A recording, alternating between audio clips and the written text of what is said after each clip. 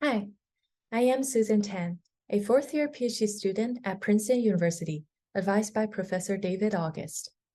This is joint work with the Liberty Research Group at Princeton, Arcana Lab at Northwestern, and Argonne National Lab. We all know that writing a parallel program is notoriously difficult and error-prone. One way to address this issue is automatic parallelization. Recent breakthroughs in automatic parallelization has brought dramatic performance gains. They have happened at the compiler middle end within the most active community, LVM. This is because LVM provide rich support that goes beyond parallelization, such as backend optimizations. However, despite the success in automatic parallelization, missing facts known only to the programmers limit the profitability of automatic parallelization.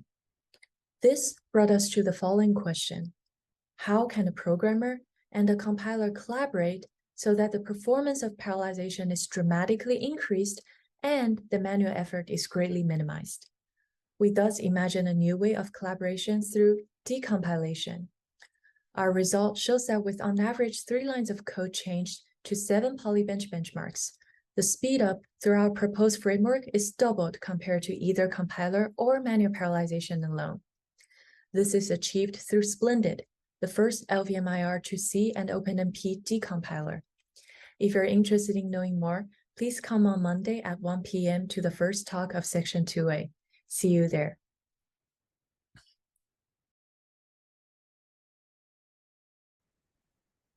My name is Max, and I'm going to tell you about our research on supporting dynamic task parallelism on many cores with software-managed scratchpad memories. Big data application domains are driving demand for higher performance at low power. Meanwhile, recent process technologies make it possible to place thousands of cores on one processor. Chip makers believe that this can help meet performance and power needs, but these processors have required memory system redesigns. A major concern is that cache coherence does not scale beyond 100 cores. As core counts have risen to thousands, chip makers have replaced L1 caches in favor of scratchpad memories. This has improved scaling, but comes at a heavy cost to programmer productivity. Programming cacherless 1,000-core systems typically requires an embedded C++ environment. Synchronization is done with loads and stores to Scratchpad and is managed entirely by the programmer. Scratchpad memories are a critical but very scarce resource, and software must use it judiciously, requiring a deep understanding of the workload's data access patterns. Finally, the parallel programming paradigm for most of these systems is single program multiple data, which has no built-in support for load balancing. The many core programmability challenge is a major hurdle to wider adoption of these systems. Recent work focuses on leveraging domain-specific frameworks, but this is hard to generalize to complex workflows for a mix of domains. There is thus a need for a general solution. Our work applies the task parallel model from the multi-core era with a work stealing scheduler to a many-core architecture using scratchpads for fast synchronization and data store. We show, despite conventional wisdom, this model can still scale in systems with no L1 cache. Please come join us for our talk at ASPLOS to hear more.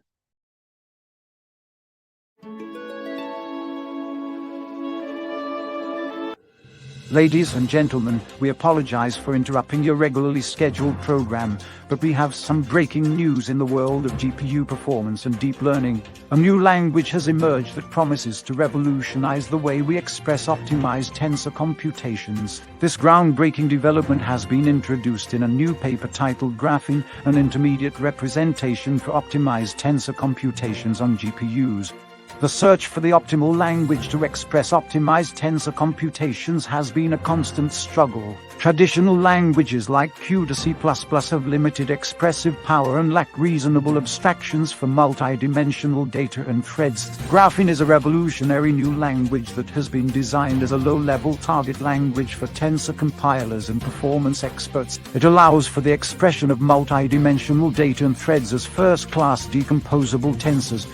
The researchers evaluated graphing using some of the most important tensor computations in deep learning, including matrix multiplication (MLP) and fused multi-head attention, and the results were impressive. Graphing outperformed existing library implementations like cuBLAS, cuDNN, and custom handwritten kernels, and significantly improved the end-to-end inference performance of transformer networks. If you're a performance expert or a deep learning enthusiast, this is a paper that you simply cannot afford to miss. Hi, I'm Raghav, and this is my lightning talk on Coyote, a compiler for vectorizing encrypted arithmetic circuits. Fully homomorphic encryption, or FHE, refers to a class of encryption schemes that enable arbitrary computation over encrypted values. FHE is a very useful construction for implementing systems like secure machine learning, where a model provider can allow arbitrary untrusted parties to use their model for classification without revealing the weights. Despite its flexibility, FHE has a major limitation, which is that computation is incredibly slow. Fortunately, the mathematical formulation lets us treat ciphertexts as wide SIMD vectors, making vectorization a promising approach to recovering some performance. Unfortunately, moving data between lanes within ciphertext vectors is an expensive operation, so traditional vectorization techniques often end up generating schedules that require too much data movement to be efficient. When given a circuit to vectorize, one approach is to aggressively vectorize everything, but this can result in a lot of data movement, which is slow. On the other end of the spectrum, you can instead try to minimize the amount of data movement, but this often precludes all vectorization and results in a purely scalar schedule. What we really want is a vectorizer that finds a sweet spot somewhere between these two extremes. We develop an approach that iteratively trades off between vectorizing and optimizing for data layout, finding schedules that can effectively parallelize computation while avoiding this problem of over-vectorization. We implement this novel vectorization algorithm in the Coyote compiler and find that Coyote can realize substantial speedups over unvectorized code. For more details, come see the talk. Hi, I'm Javi Liu from UIC. Today I want to quickly introduce our new work, ASPLOS, Generating Diverse and Valid Test Cases for Deep Learning Compilers. With the recent advance of compilation technologies, deep learning compilers are being widely used to improve the performance of deep learning. While the compiler brings us systematic performance improvement, it is challenging to ensure correctness. As a result, developers wrote a lot of test cases where typically given a model and its computational input, we check if the compiled model can return expected results. Because crafting a huge test suite is expensive, in this work we aim to automate the process by performing automatic test case generation. We want to generate high-quality test cases. For example, the generated models must be valid, otherwise it will be rejected by the parser and it cannot practice other components. We also want to avoid false positives and negatives by preventing odd numbers and infinities during computation.